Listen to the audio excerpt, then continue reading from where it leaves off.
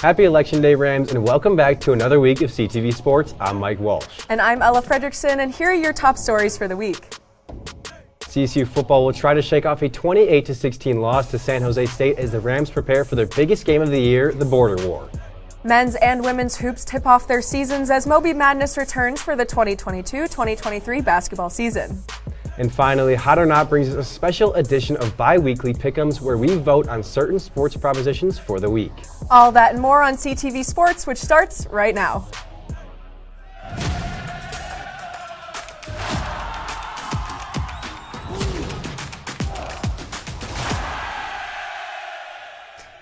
We begin with some breaking news. After 26 years at the helm, the winningest coach in Colorado State history, volleyball's Tom Hilbert, announced his retirement yesterday.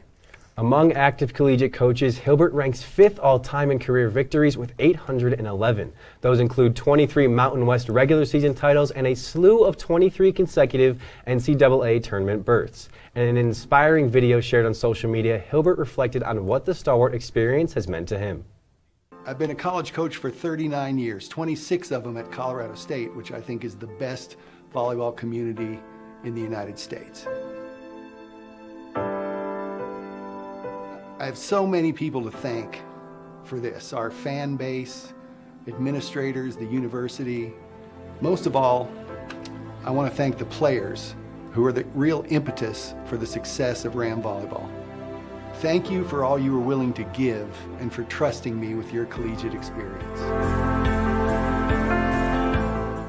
And words cannot express how much Hilbert has meant to not only our volleyball program, but CSU athletics in the Fort Collins community overall. We sincerely thank Hilbert for the culture he has built in his nearly 3-decade tenure here, and we wish him the best.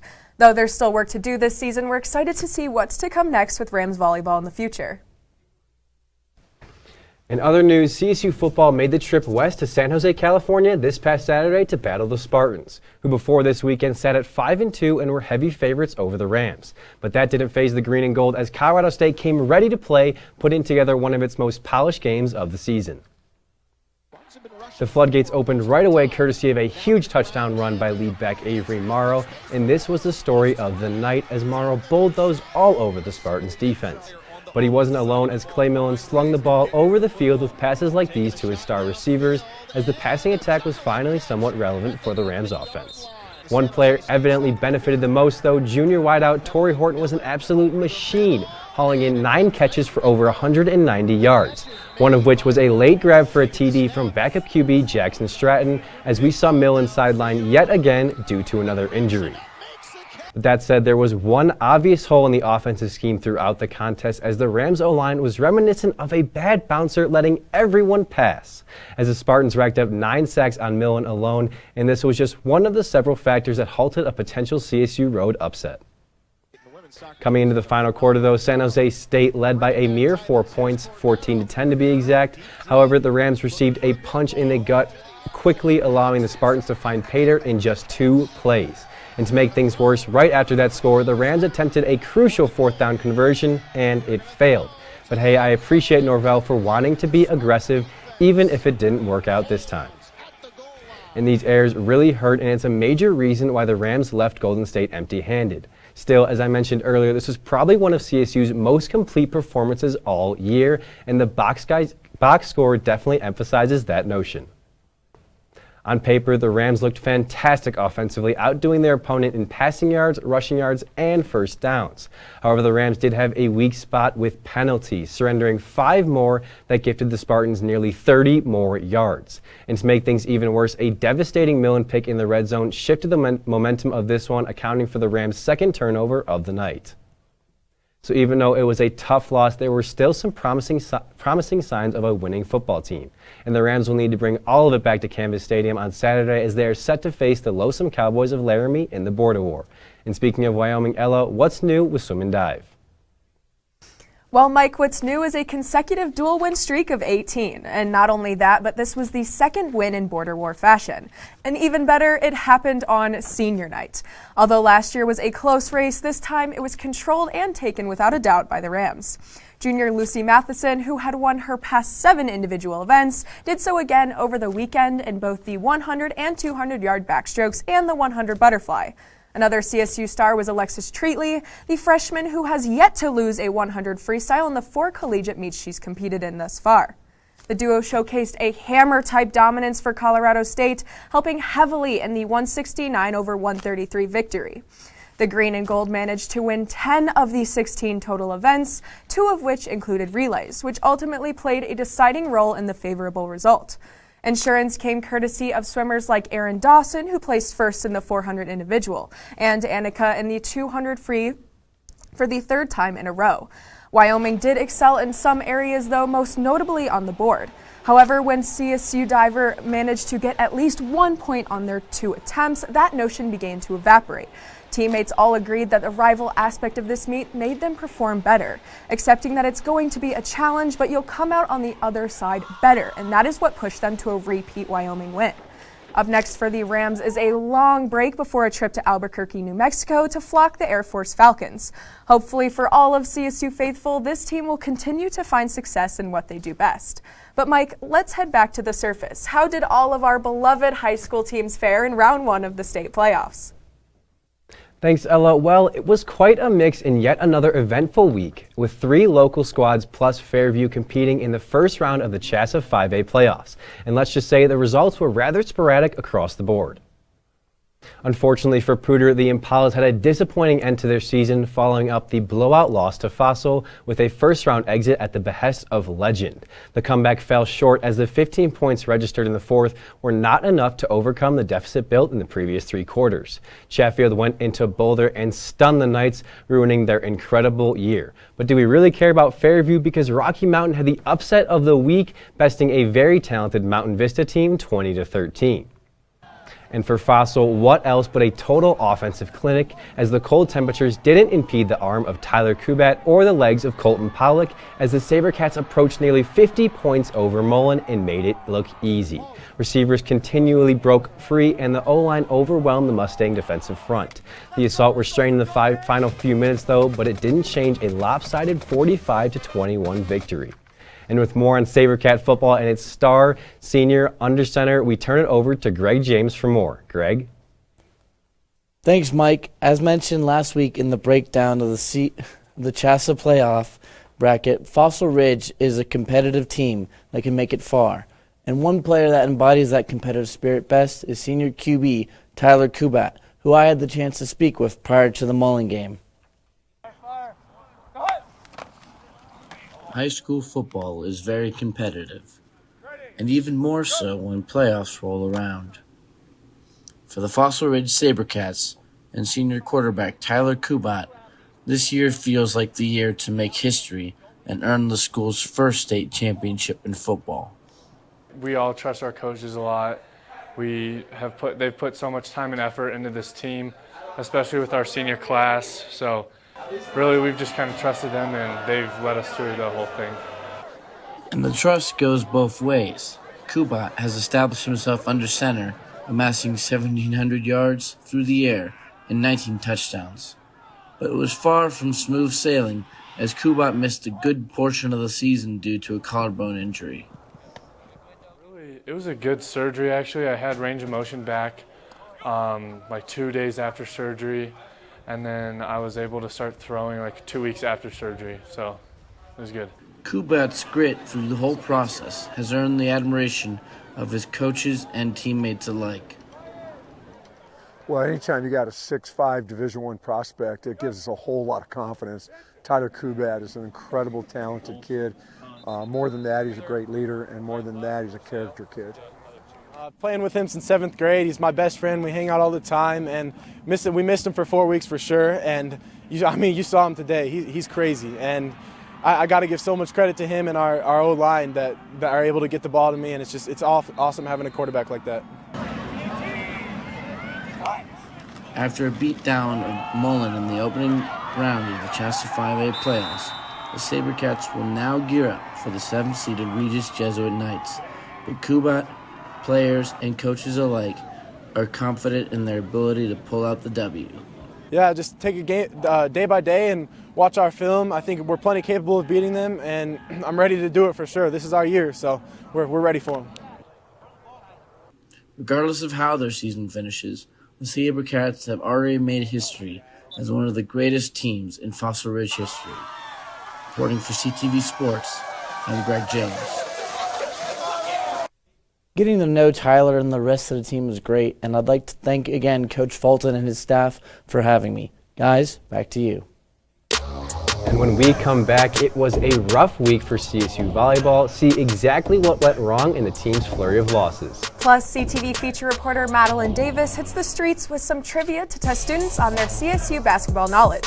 All of that and more right here on CTV Sports.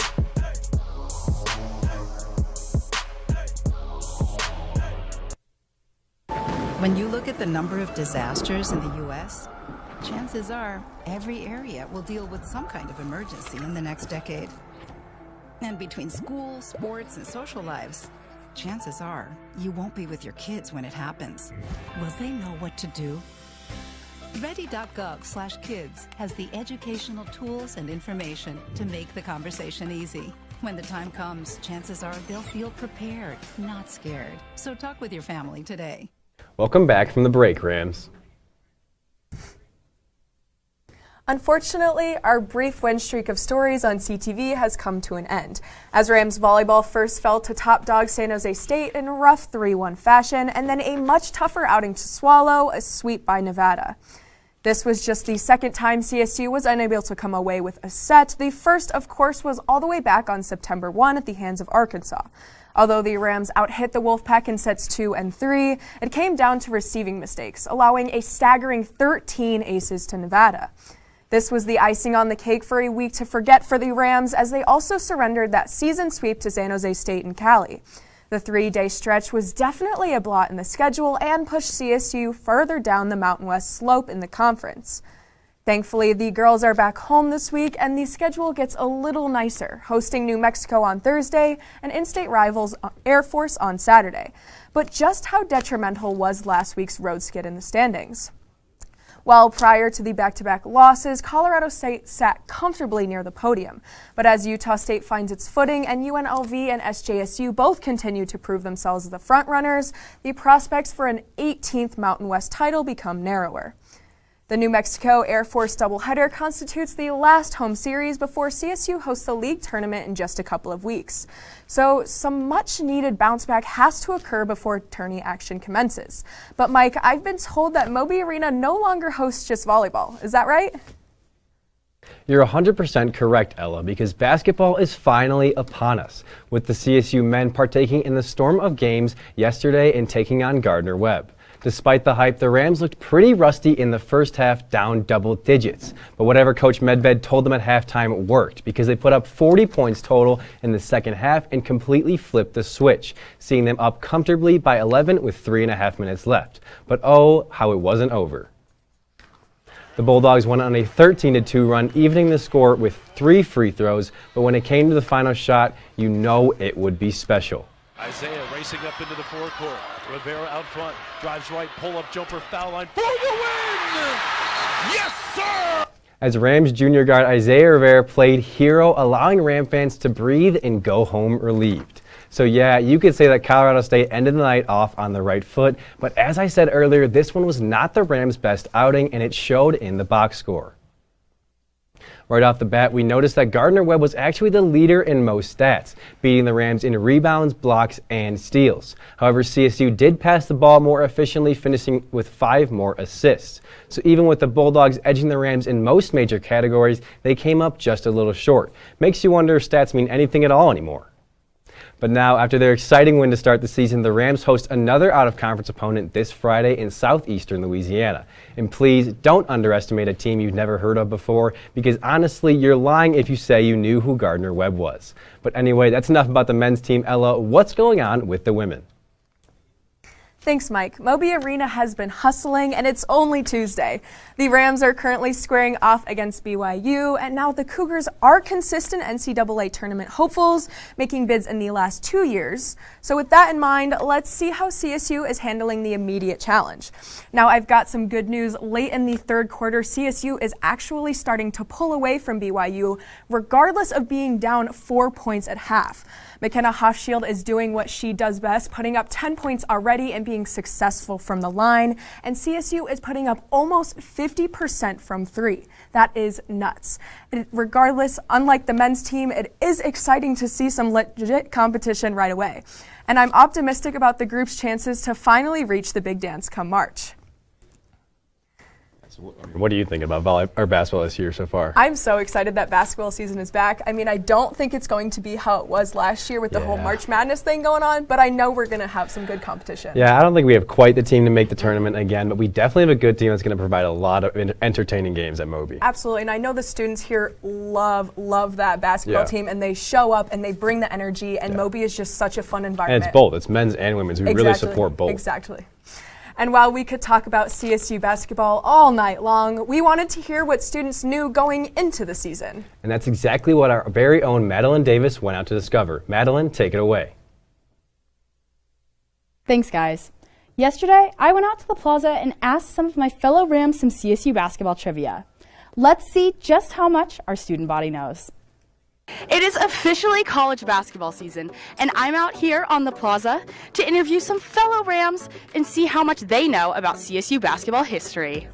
Which former SNL comedian had a partial basketball career here at CSU? Oh gosh.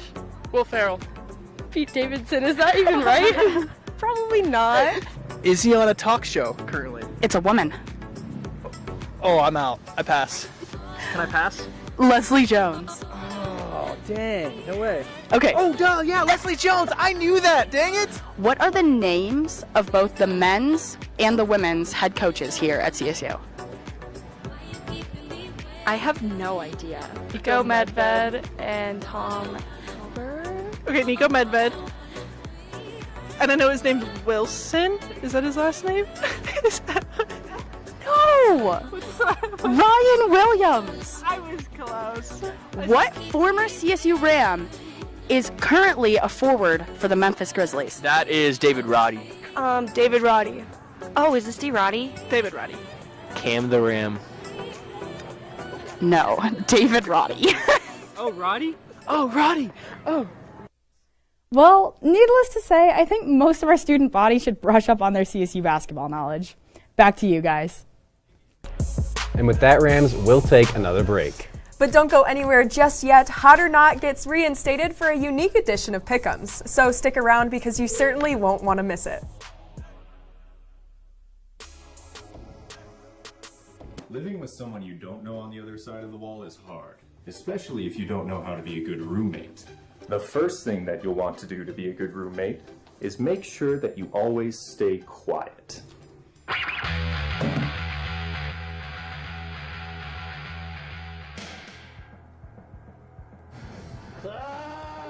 Be considerate of others when using common spaces and appliances. Hey buddy, what you doing? I'm just gonna need like 40 minutes. Be respectful of your roommate's privacy. Ugh, my bad.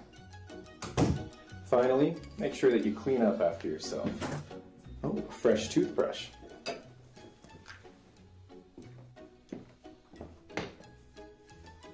Have you seen my toothbrush?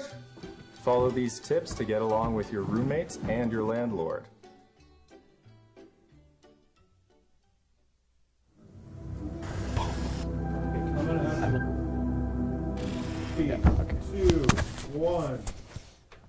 Welcome back from the break, Rams. It's another Hot or Not Pick'em week, and 4 rounds in, let's see how the standings are currently holding. As you can see, we got Mr. Mike Walsh at 11-3, out here killing it. Greg, 7-2, but once again, Greg hasn't quite had as many as the rest of us, so little skewed. It's getting lonely at the top. But then we got me, Leah, and Ella both sitting at 8-6, so above 500. That's a good place to be. And Ruby at 7-7, 500. Really not bad for sitting in last right now, but that's okay because this week we've got 4. So got some high stakes. And since it's election day, we thought we would get in the spirit, and instead of picking who will win or lose, we will instead vote on some sports-related propositions for the upcoming week. Without further ado, let's see what's on the ballot. I will say, I was requested to read these in a British accent. So, shall Tory Horton acquire at least 60 yards receiving, and in connection therewith, 1 touchdown against Wyoming?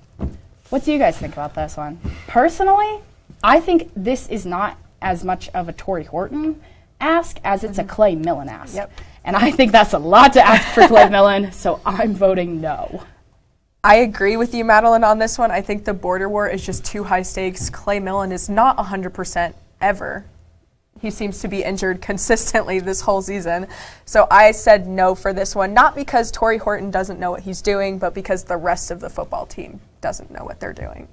I actually said yes for this one because Tory Horton just had a great game against a tough San Jose State team, and he made some plays on really bad throws, honestly. So if he's out there, I'm confident he can get those receiving yards and that touchdown. I'm going to go no. I think Wyoming's just a better team. I think they're going to handle Horton better, so I'm going to go no. And well, with that, let's move on to proposition number 2. Shall CSU men's basketball win by 20 or more on Friday, and henceforth assure Ram fans the team isn't on the brink of collapse this year? As arguably the biggest CSU basketball fan on this show, I don't even know that I can say yes. After Gardner-Webb, I gotta be honest, it didn't look that good. I know it's Southeast Louisiana, and I've never heard of them. They're probably not great. ESPN has it. I think it's 89-11. CSU has an 89% chance to win. But 20, that's a lot. Last year they made the tournament and they were even beating teams by 20. So I'm voting no. I think they'll win. 20, that's a lot. Madeline, we're going to switch places for the night, and I'll be the CSU faithful in our basketball team because I'm going to say yes on this one. I mean, I saw the exhibition game. We won by 40. Gardner-Webb, we did not look bad. We looked rusty. We're getting into a groove, and I think that's where this game is where that groove is going to come out. 20 points against a bad team is not a big ask, in my opinion. Against a March Madness quality team, not a big ask. And I agree with Ella here that the Rams can pull it out. They've got a lot of new guys on the squad repping the green and gold, so there's got to be time for them to gel, and this game is where they'll come together and really shine for the Ram fans. Yeah, no, I completely agree. I think Monday they were just rusty. They were breaking off the rust. I think they're going to have a great game on Friday. I think they might even win by 30 or more. Yeah, right. Sharpshooter Joe, Patty with those yellow shoes. Are you kidding? We've got the height now. Isaiah Rivera is him. Yeah. Yeah, exactly.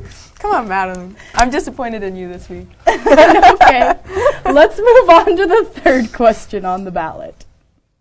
Shall McKenna Hofschild record greater than 5 assists on Friday, and in connection therewith register at least 1 steal? Personally, for me, this is an easy one. I say anybody who's ever watched McKenna Hofschild play basketball knows that this answer is yes. I feel like five or more assists for a point guard, that's not that much. And also steals, that's where CSU thrives in women's basketball. This is an easy one, yes. I feel like that's asking Sarah Pritchard to get more than 20 assists. Yeah, you just exactly. know it's going to happen, especially with how good McKenna Hofschild is at that point. I have so much faith in her to get 5 assists and a steal. She's little, but she knows how to move, and she gets that ball whether they want it or not. And I wanted to spice things up, and so I actually said no for this one. We'll see if that proves wrong, because apparently she's good or something. Just a little. I'm going to be honest. I have never watched her play basketball, but I'm also going to go no here. But I haven't seen her. I don't know. I don't know enough to give an honest answer here. Well, you better get out to a women's game because she slays on the court. And here's proposition number 4, our final proposition. Shall San Diego State officially join the Pac-12 by the end of this week and henceforth leave the Mountain West Conference forever? Personally, as a hater of the city of San Diego and sports teams in it, I don't want them in the Mountain West anymore. So I voted yes in hopes that this does happen. I voted yes, not because I have a burning hatred for SDSU, but I personally just think this is already on the move, already happening, definitely out of the Mountain West and into the Pac-12 kind of thing. Yeah, and I said yes for the same reasons. The Pac-12's already made their decision So it'll be interesting to see how they realign the conference with San Diego State gone. Yeah, I'm going to go yes here too. I think they're leaving this week. I think it's just they're too far along in the process to stop it now, so I think it's going to happen this week. It's a lot more money for them. Yeah, I can't blame them, honestly. Yeah. I mean, realistically, when you look at it, they are always one of the top sports schools within the Mountain West. Yeah, I mean, honestly, everything. especially with what happened to the Pac-12, it's going to be interesting to see if the Mountain West just stays around. Yeah. Much less San Diego State within it. Yeah. I don't know. We'll have to see. And with that, Rams, we have once again reached the end of our show. Make sure to tune in tomorrow for the final CTV Cooks of the semester. Thanks again for tuning in, and as always, we hope you have a great rest of your night.